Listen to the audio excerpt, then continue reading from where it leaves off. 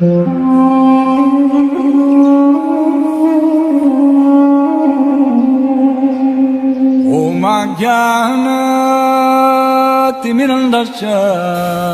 I am stressing. तो प्रसंग ये चल रहा है कि भगवान को अपनी बुद्धि से हम समझ नहीं सकते. It's very difficult to understand Krishna by our own intelligence. अपने तर्क से हम भगवान को नहीं जान सकते. अगर आप कोशिश करेंगे भगवान को समझने की, जितने मर्जी आप बुद्धिमान हो, जितने मर्जी आप इंटेलिजेंट हो, आप भगवान को नहीं समझ सकते. भगवान को तब समझ सकते हैं जब भगवान खुद हम पर कृपा करेंगे. वैसे इस संसार में कोई भी बुद्धिमान व्यक्ति भगवान को नहीं समझ सकता, चाहे वो जितना मर्जी चाहे कहे कि मैं मुझसे ज़्यादा कोई इंटेलिजेंट नहीं है. तो लेकिन भगवान को वो तभी समझ सकते हैं जब भगवान चाहेंगे कि वो मुझे समझे. इसका मतलब जब भगवान की कृपा होगी तब हम भगवान को समझ सकते हैं. और भगवान की कृपा प्राप्त करने के लिए क्या करना पड़ेगा? सबसे इंपॉर्टेंट चीज़ ये है, भगवान की कृपा तो प्राप्त करनी है, जो मनुष्य जन्म बार बार नहीं मिलेगा.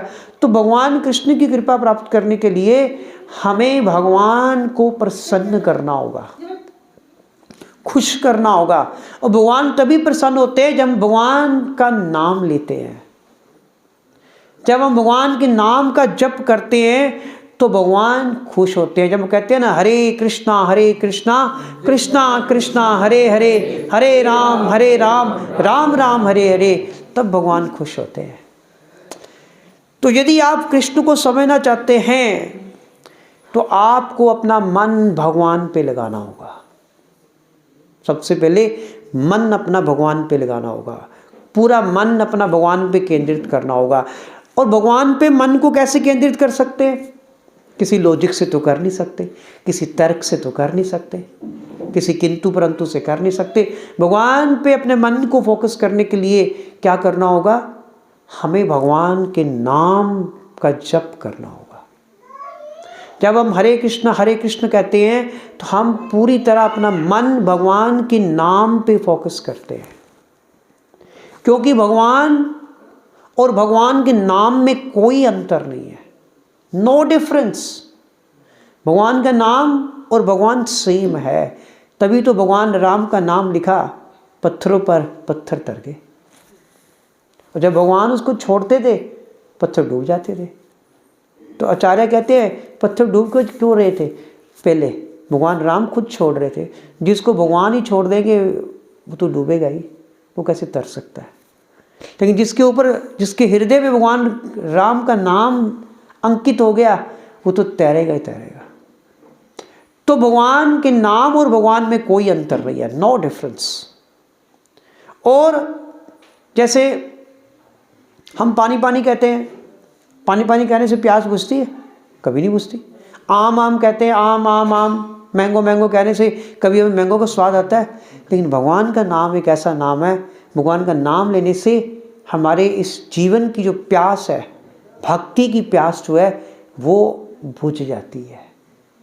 इसलिए भगवान का नाम ही एक ऐसा साधन है जिसके द्वारा हम भगवान को जान सकते हैं.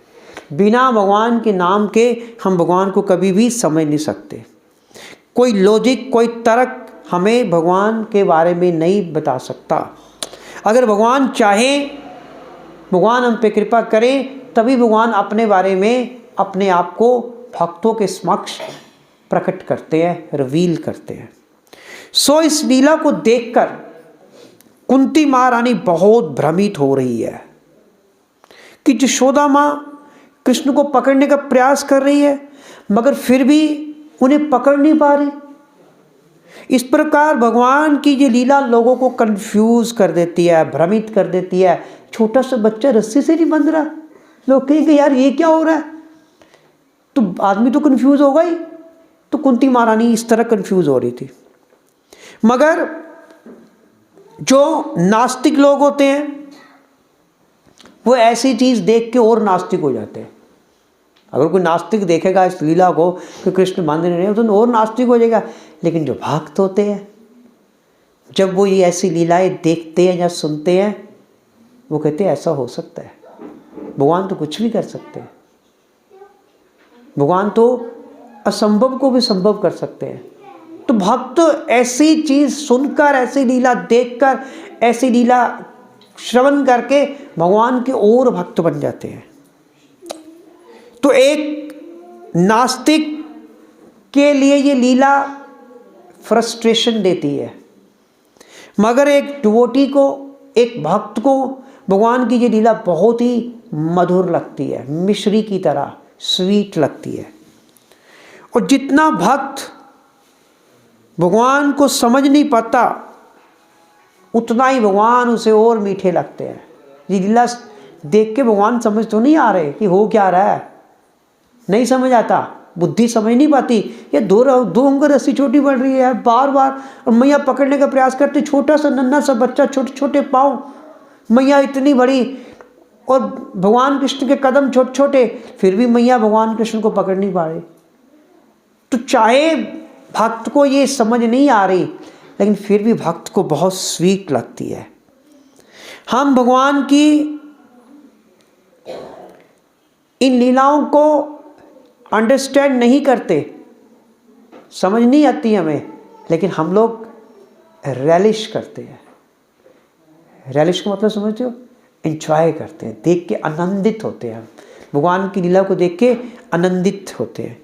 और यदि इसे आप तर्क से समझने का प्रयास करेंगे तो सब समाप्त हो जाएगा, फिर कोई मज़ा नहीं आएगा, फिर आपका आनंद खत्म। अगर आप तर्क लगाएंगे, कई लोग तर्क लगाते हैं ना भगवान के बारे में, जहाँ भगवान की बात आती है वहाँ अपनी बुद्धि बंद कर दो।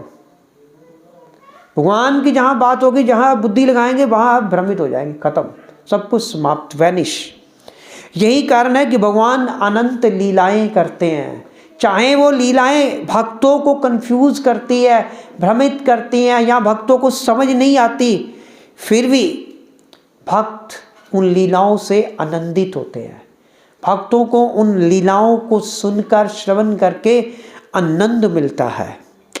कोई ज़रूरी नहीं है कि हम लीलाओं को समझ पाएं, मगर जो बात शास्त्र कह रहे हैं वो हमें ज़रूर समझनी चाहिए। हमारे पास इतनी बुद्धि नहीं है कि हम समझ सकें, लेकिन शास्त्र जो कह रहे हैं हमें समझ आना चाहिए। तो अब आप पूछते हो कि हमें कैसे समझ आएगा, हमें भगवान की लीला समझ कैसे आएगी। जैसे कोई व्यक्ति प्रश्न करता है, भी भगवान बांसुरी क्यों बजाते हैं? अभी कभी आप दिमाग में आया कि भगवान तानपुरा क्यों नहीं बजाते, भगवान वायलिन क्यों नहीं बजाते, या भगवान कृष्ण का रंग नीला रंग क्यों है? भगवान का रंग आसमान की तरह नीला रंग है ना, काला नहीं है, आसमान की तरह भगवान का ब्लू कलर है, ऐसे कलर क्यों है? या हम कह सकते हैं कि भगवान कृष्ण अपने बालों पर मोर का पंख क्यों लगाते हैं? ऐसे कई प्रश्न हैं। लेकिन ये चीज़ें हमें तभी समझ आएगी जब हम भगवान के नाम का जप करेंगे यहाँ। क्योंकि कुछ भी प्राप्त करने के लिए हमें पहले प्रयास करना पड़ता है। तभी तो 2 उंगल छोटी पड़ रही थी रस्सी, 1 उंगल प्रयास का, दूसरा उंगल विश्वास का। तो जब तक हम प्रयास नहीं करेंगे अपनी तरफ से, अपना मन भगवान कृष्ण के नाम में नहीं लगाएंगे, तब तक भगवान की लीलाओं को हम नहीं समझ सकेंगे। वैसे भगवान कृष्ण मोर पंख क्यों लगाते हैं, तो प्रभुपाद अपनी बुक्स में लिख रहे हैं कि एक बार क्या हुआ, कुछ मोर जो थे उन्होंने काफ़ी भगवान को प्रसन्न करने के लिए नृत्य किया, और मोरों ने भी सोचा कि ये तो हमारा सौभाग्य है कि हमें भगवान के सामने आज नृत्य करने का सुअवसर प्राप्त हुआ। और भगवान भी बड़े कृतज्ञ थे कि मुझे प्रसन्न करने के लिए जो मोर है वो नाचे, आज नृत्य किया। तो मोरों ने क्या किया, अपने पंखों में से एक पंख निकाला, वो पंख निकाल के उन्होंने बड़े प्रेम से भगवान को अर्पण कर दिया। अब जैसे ही भगवान को वो मोर ने अपना पंख दिया, अब भगवान तो कृतज्ञ रहते हैं, भगवान तो अपने भक्तों के लिए कुछ भी करने को तैयार रहते हैं। तो भगवान ने क्या किया, उस पंख को ना केवल स्वीकार किया स्वीकार तो किया ही, और इसके साथ साथ भगवान ने उस पंख को ऑनर किया, उसको रिस्पेक्ट दी। कैसे? अपने सर पे धारण किया। अगर किसी को रिस्पेक्ट देते हैं तो क्या करते हैं, उसकी चीज़ को अपने मस्तिष्क से लगाते हैं। अगर कोई हमें चीज़ ऑफर करता है, जब उसको मस्तिष्क पे लगाते हैं तो सामने वाले को लगता है कि वाकई इसने मेरी चीज़ की कदर की है, रिस्पेक्ट दी है। तो भगवान ने क्या किया, उसे अपने कहाँ लगाया? सिर पे लगाया। और इस तरह भगवान ने उनको थैंक्स बोला। मुख से बोलने की जरूरत नहीं पड़ी, भगवान ने मोर पंख सिर पे लगा लिया, तो यही उन मोरों का सबसे बड़ा थैंक्स किया। हमारे तरह ने कोई चीज़ दी, थैंक्स, हम तो ऐसे ही बोलते हैं ना, चाहे अंदर से हम थैंक्स महसूस भी नहीं करते। तो ये तो केवल वर्ड्स में है थैंक्स करना, मगर कृष्ण एक्शन में शो करते हैं। भगवान कृष्ण तो करके दिखाते हैं किसी का धन्यवाद। हम तो बोल के दिखाते हैं ना, वो करके दिखाते हैं। तो इस बात से भगवान श्री कृष्ण हमें एक मैसेज, एक लेसन, एक संदेश देना चाहते हैं। क्या संदेश है? कि यदि मैं एक एनिमल, एक जानवर के द्वारा दिए गए गिफ्ट को स्वीकार कर सकता हूँ, ऑनर कर सकता हूँ, उसको अपने सिर पे धारण कर सकता हूँ, और अगर यदि मेरा भक्त मुझे गिफ्ट देगा तो फिर तो भगवान कहते, फिर तो मैं उसे 100% स्वीकार करता हूँ।